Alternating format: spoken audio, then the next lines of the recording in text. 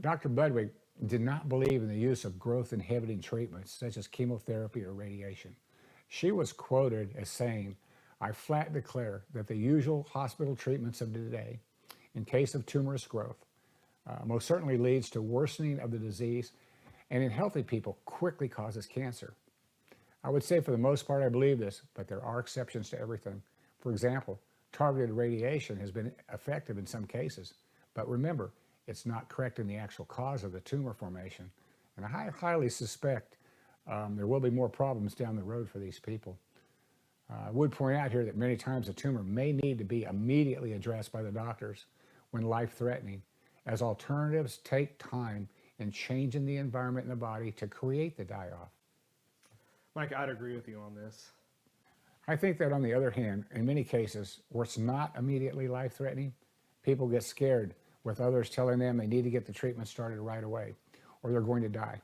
Most people are not familiar with the alternative options and have no idea there are other options.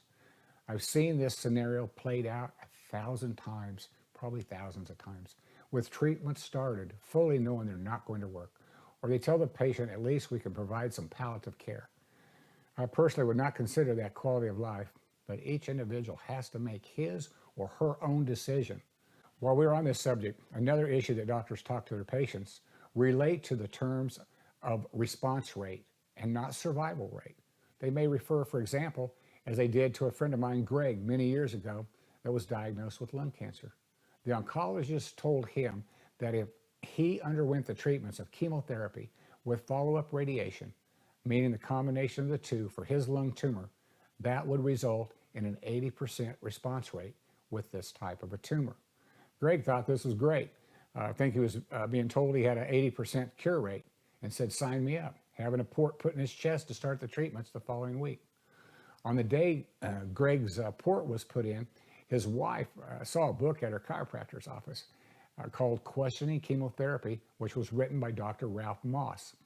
And reading the book that weekend, Greg found out that response rate means nothing unless it's immediately life-threatening, and some shrinkage will temporarily correct the issue. This was not Greg's issue in his case. Greg said what the doctor did not bother to tell him was his survival rate, which was about 1% to 5 years if he went through these treatments. The following Monday, Greg went back to his doctor's office with the book in hand and asked if this was true, which the doctor said it was correct. Greg then accused the doctor of misrepresenting, using the response rate words, making people believe this was the cure rate in the manner he worded it, and it got very nasty in that room. Greg came back and told me how this unfolded.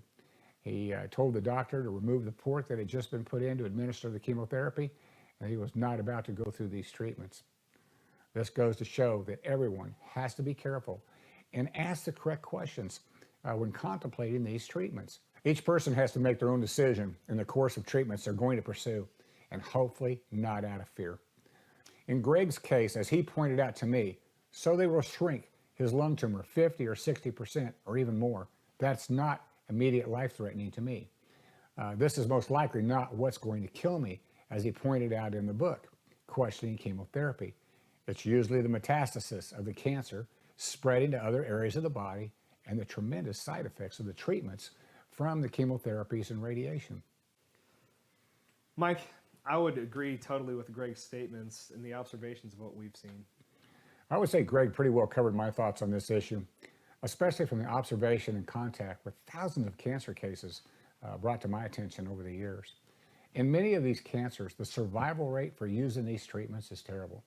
The 5-year survival rates using chemotherapy for the individual cancers can be found in cancertutor.com.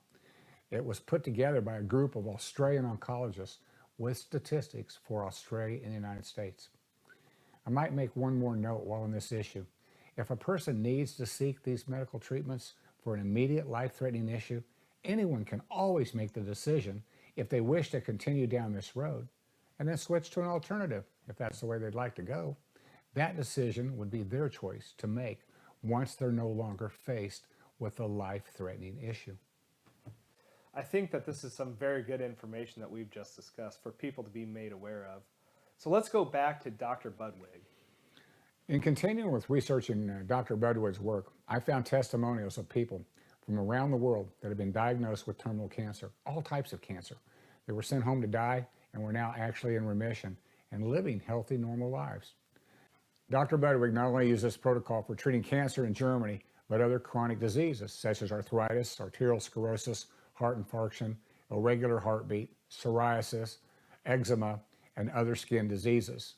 She used it in immune deficiency syndromes, multiple sclerosis and other autoimmune diseases, diabetes, lungs and respiratory conditions, stomach ulcers, liver, prostate, strokes, brain tumors, and for strengthening brain activity. She also used it in many other chronic diseases. In her books, it said, Dr. Budwig's protocol has proved successful, where orthodox medical treatments have been failing so badly. Since Dr. Budwig mentioned strengthening of the brain, I believe not only could her protocol impact MS, but possibly ALS, Lou Gehrig's disease, Parkinson's, Alzheimer's, dementia, and depression could be significantly impacted with her protocol. I believe the greatest impact would be starting the protocol early into the disease or the individual's health issue. That's some good information for any families that are facing this issue with a loved one. Dr. Budwig also stated in her book, a Swede has proved no brain function can take place at all without threefold unsaturated fats. Without any doubt, every function of the brain, and this has been scientifically proved, needs the very easy activation effect of threefold unsaturated fats. She went on to say the same applies for nerve functions and for regeneration, and within the muscle after strenuous muscle activity in the so-called oxidative recovery phase during sleep. This process requires the highly unsaturated, particularly electron-rich fatty acids and flax oil. Then she said, so when I wish to help a very sick patient, I must give the most optimal oil I have. My opinion is flax oil. Dr. Budwig further stated in her book, what we need in Europe today, in Germany, as well as in Switzerland, America, and France, what we really need are electron-rich, highly unsaturated fats. She went on to say that the moment two unsaturated double links occur together in a fatty acid chain, the effects are multiplied. And in the highly unsaturated fats, the so-called linoleic acids, there is generated a field of electrons, a veritable electrical charge, which can be quickly conducted off into the body, thus causing the recharging of the living substance, especially in the brain and nerves. It almost sounds like sticking your finger in a light socket and getting the body recharged electrically.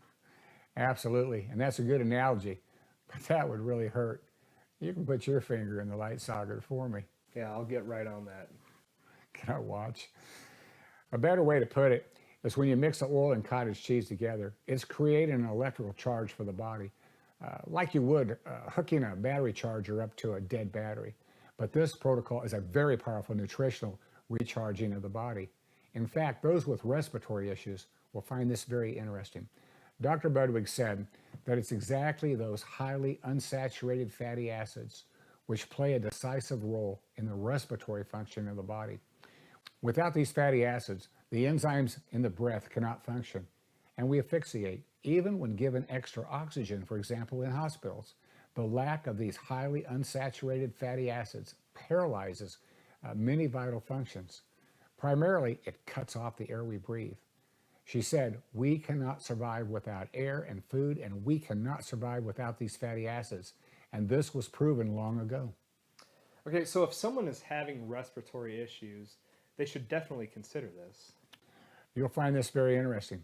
I've had people tell me in many lung cancer cases that when they did the flax oil enema, Dr. Budwig mentioned in her book, that they were able to breathe easier, sometimes very quickly. I'll talk more about this in a minute. That's amazing. When they get the electron-rich oil into the body, what can happen? It's kind of like the light socket I mentioned earlier. I mean, it makes a lot of sense, and I bet this would help with almost any breathing issue, but easier to eat it with possibly some similar results. You're right on. But Dr. Budwig not only mentioned the shutting down of the respiratory function, but the lack of these fats in all glands of the body, brain function, as I mentioned earlier. scholastic performance of children, function of the heart, proper firing of the heart, marital infertility, moral behavior problems, human sexual relationships, cell division, formation of tumors, and ingestion of wrong fats, which cause humans to eat 6 times the normal amount of food. Good examples of this are the buffets people are eating at, and some sitting there for hours, grazing. Then we wonder why we're all so sick. It's not hard to figure this out. A lot of very bad habits out there, which will finally catch up with us over time. I mean, I see the same thing daily with people you're referring to. It appears that the bad fats are just destroying the human body in what she is saying. The flax oil in cottage cheese could benefit just about anybody suffering from a chronic or terminal disease. I'm amazed more people don't know about this, but that's what we're doing here, and that's what we're working on. Let's get this message out. Exactly. Dr. Budwig pointed out that she often took very sick cancer patients from the hospital with only hours or a few days left to live and had very good results with her protocol most of the time. I would have to assume some of those patients she worked with were too badly damaged by their disease or the chemotherapy and radiation treatments. She also pointed out that in some of these patients, she would start their therapy with an enema of 500 cc's of an oil mixture, which is about 2 cups of flax oil, and their subjective awareness of well-being increased immediately. She said many could not urinate, produce bowel movements, or when coughing were unable to bring up mucus. But once the protocol was initiated, this started the reactivation of the vital functions, and the patients began feeling much better. Many have reported their breathing has improved dramatically with the flax oil enema, such as in the case of lung cancers. So do you know what the oil mixture that she used in these enemas consisted of? I know she called the mixture LD oils that anyone can find for purchase through Google on the internet. I'm pretty sure 2 of the oils that are in the LD oils are flax oil and wheat germ oil, as they are listed on the bottle. It's a proprietary blend, and the other oils are not listed on the label. I don't know the rest. I know that many people who I've talked with over the years are using the flax oil in the enema instead, and have had pretty good results with it. LD oils are very expensive and take a great deal of time to be shipped to the U.S. I believe they come from Germany. Many people will simply use a cup or 2 of the flax oil in a retention enema. No flavors in the oils and no ligand. The flax oil should be room temperature and is retained for a period of 10 to 15 minutes so it can be absorbed into the body through the blood vessels of the rectum and then released. I will cover the flax oil enemas a little later in more detail.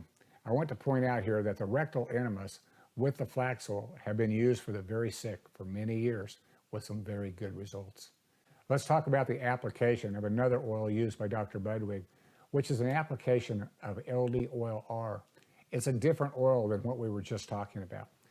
Dr. Budwig would recommend this twice daily, morning and evening, rubbing LD oil R into the skin over the whole body, a bit more intensively on the shoulders, armpits, breast, and groin, where the lymphatic vessels are, and also on the problem areas, like for instance, the breast or stomach or liver. She recommended leaving the oil on the skin for about 15 to 20 minutes. People are also using the flax oil in place of the LD oil R, which is too expensive for many and takes too much time in shipping when people are in desperate need of these oils quickly. Some use a combination of 70% flax oil and 30% wheat germ oil in combination in place of the LD oil R where available. Where wheat germ oil is not available, people are simply using the flax oil. After the 15 to 20 minutes leaving the oil on the body, she recommended taking a warm shower without soap. Watch out that you don't slip and fall in the tub while taking the shower, as it can become very slippery on the shower floor due to the oils.